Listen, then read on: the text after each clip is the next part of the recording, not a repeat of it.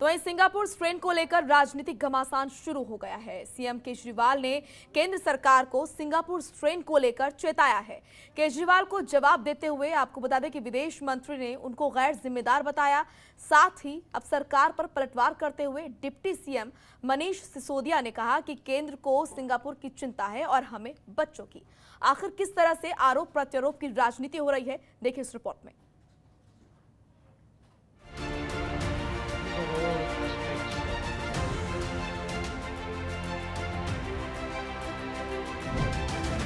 Singapore strain पर राजनीतिक घमासान, केंद्र के जवाब पर सिसोदिया का पलटवार। केंद्र को सिंगापुर की चिंता, हमें बच्चों की। विदेश मंत्री ने बताया गैर जिम्मेदार। कोरोना के सिंगापुर स्ट्रेन को लेकर विवाद शुरू हो गया है। पहले दिल्ली के सीएम अरविंद केजरीवाल और अब डिप्टी सीएम मनीष सिसोदिया ने केंद्र सरकार पर पलटवार किया है। मनीष सिसोदिया ने कहा कि सिंगापुर के शिक्षा मंत्री ने बच्चों पर खतरे की बात कही थी और बीजेपी घटिया राजनीति कर रही है। केजरीवाल को बच्चों की चिंता है और केंद्र सरकार को सिंगापुर की चिंता है। आज भारतीय जनता पार्टी की और केंद्र सरकार की जो प्रतिक्रियाएं सामने आई हैं, उससे साफ हो गया है कि केजरीवाल जी को तो बच्चों की चिंता है और भारतीय जनता पार्टी और केंद्र सरकार को सिंगापुर की चिंता है। उनको दिल्ली के देश के बच्चों की चिंता नहीं है, उनको सिंगापुर की चिंता हो रही है। दरअसल दिल्ली के सीएम अरविंद केजरीवाल ने ट्वीट कर बताया था कि सिंगापुर स्ट्रेन बच्चों के लिए खतरनाक है। उन्होंने केंद्र सरकार से अपील की थी कि सिंगापुर के साथ हवाई सेवाएं तत्काल प्रभाव से रद्द हों और बच्चों के लिए भी वैक्सीन के विकल्पों पर प्राथमिकता के आधार पर काम हो। वहीं केजरीवाल को जवाब देते हुए विदेश मंत्री एस जयशंकर ने ये गैर जिम्मेदाराना बयान है। इससे भारत सिंगापुर के मैत्रीपूर्ण रिश्ते को नुकसान हो सकता है। इसलिए मैं साफ कर देना चाहता हूं कि दिल्ली के मुख्यमंत्री के बयान को भारत सरकार की राय नहीं मानी जा सकती। इतना ही नहीं, बीजेपी की कई नेताओं ने केजरीवाल सरकार पर अफवाह और भ्रम फैलाने का आरोप लगाया है और सीएम केजरीवाल पर घटिया राजनीति करने का आरोप लगाया है। ऐसे में सवाल ये है कि कौन सच्चा है और कौन झूठा। क्या ऐसे मौकों पर विदेश नीति पर ये राय देना उचित है? ब्यूरो रिपोर्ट, जनतंत्र टीवी। तो वहीं कोरोना की तीसरी लहर पर केजरीवाल ने ट्वीट किया है। केजरीवाल ने कहा है कि अगर कोरोना की तीसरी लहर आती है तो उससे लड़ने के लिए हमें पहले से तैयार रहना होगा। आज अधिकारियों के साथ बैठक में कुछ महत्वपूर्ण निर्णय लिए। पहला ये कि तीसरी लहर से बच्चों को बचाने के लिए बनाएंगे विशेष टास्क फोर्स और पर्याप्त बेड, ऑक्सीजन और जरूरी दवाओं का पहले से बेहतर प्रबंधन किया जाएगा।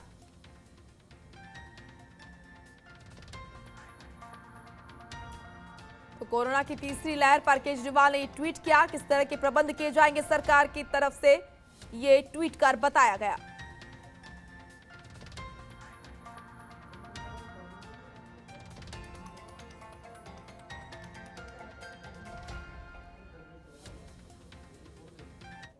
तो वहीं दिल्ली में 24 घंटे में कोरोना के 3,846 केस सामने आए हैं। 24 घंटे में 235 लोगों की कोरोना से मौत हो गई, जबकि 9,427 मरीज ठीक भी हुए। दिल्ली में पॉजिटिविटी रेट घटकर 5.78% हुई है। वहीं 24 घंटे में दिल्ली में 66,573 टेस्ट हुए हैं।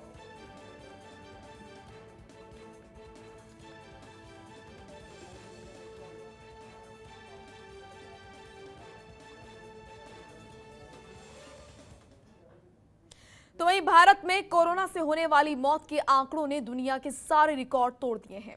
स्वास्थ्य मंत्रालय की ओर से ताजा आंकड़ों के अनुसार पिछले 24 घंटे में 2,67,334 नए कोरोना केस आए हैं और 4,529 संक्रमितों की जान चली गई। वहीं 3,89,851 लोग कोरोना से ठीक भी हुए हैं। ने पूरे देश पर कहर बरपा रखा है। लोग लगातार संक्रमित हो रहे हैं, लेकिन सबसे अगर चौंकाने वाली बात हम करें तो मौत के आंकड़े ने भारत में कोरोना से होने वाली मौत के आंकड़ों ने दुनिया के सारे रिकॉर्ड को तोड़ दिया है। अब तक अमेरिका में सबसे ज्यादा मौत हुई थी, लेकिन अब हिंदुस्तान ने ये रिकॉर्ड तोड़ दिया है। पिछले 24 घंटे की अगर बात करें तो कोरोना के तकरीबन 2,67,334 नए मामले आए हैं, जबकि मौतों की अगर संख्या की बात करें तो 4529 लोगों की जान गई है। यानी कि संक्रमण के जो केसेस हैं उसमें कमी जरूर आई है, लेकिन जो मौत का सिलसिला है वो थमने का नाम नहीं ले रहा है, जो देश के लिए एक चिंता का सबब बना हुआ है। इसके अलावा अगर देश की राजधानी दिल्ली की बात करें तो फिलहाल दिल्ली में कोरोना संक्रमण के रफ्तार पर यह जरूर कहा जा सकता है कि थोड़ा ब्रेक लग गया है, लेकिन अभी भी लोगों को संभल कर रहने की जरूरत है, क्योंकि कोरोना का संक्रमण का रफ्तार कम हुआ है, कोरोना खत्म नहीं हुआ है। ऐसे में आपसे हमारी यही अपील है कि सतर्क रहिए, सावधान रहिए, अपने घरों में सुरक्षित रहिए, जरूरत ना हो तो घर से बाहर ना निकलें, सोशल डिस्टेंसिंग, मास्क लगाएं, वो तमाम दिशा निर्देश का पालन करें जिससे कोरोना संक्रमण से आप बच सकें। कैमरा पर्सन सुमित के साथ ममता चतुर्वेदी, जनतंत्र टीवी, दिल्ली। दिल्ली के स्वास्थ्य मंत्री सत्येंद्र जैन ने आपको बता दें कि यहाँ पर राज्य में कोरोना के हालातों की जानकारी दी। सत्येंद्र जैन ने बताया कि राज्य में लॉकडाउन के बाद से केस में लगातार कमी आई है। अब कोरोना के आंकड़े 4000 के करीब पहुंच गए हैं। वहीं उन्होंने कहा कि दिल्ली में लगातार स्थिति को ठीक करने के प्रयास किए जा रहे हैं और दिल्ली में 18 से 44 साल के लोगों के लिए कोवैक्सीन खत्म हो चुकी है। 18 से 44 साल के लोगों के लिए कोविशील्ड भी लगभग 2 दिन के लिए बची है। उन्होंने तीसरी लहर की तैयारियों को लेकर भी कहा कि तैयारियां की जा रही हैं।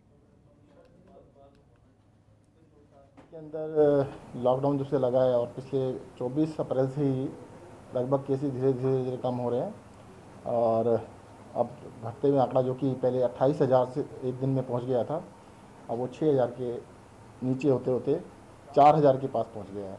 ये टारगेट तो मिनिमम जो होता है ना कि 5% से नीचे ही होना चाहिए। दूसरा 5% भी नहीं, 2% वाला टारगेट इज़ मोर फेयर कि 2% पे आना चाहिए। जब दिल्ली में अचानक केस बढ़े थे तब वो 1-2% चल रहा था, तो 2% से बढ़ते बढ़ते अचानक 28-36% तक गया दिल्ली के अंदर।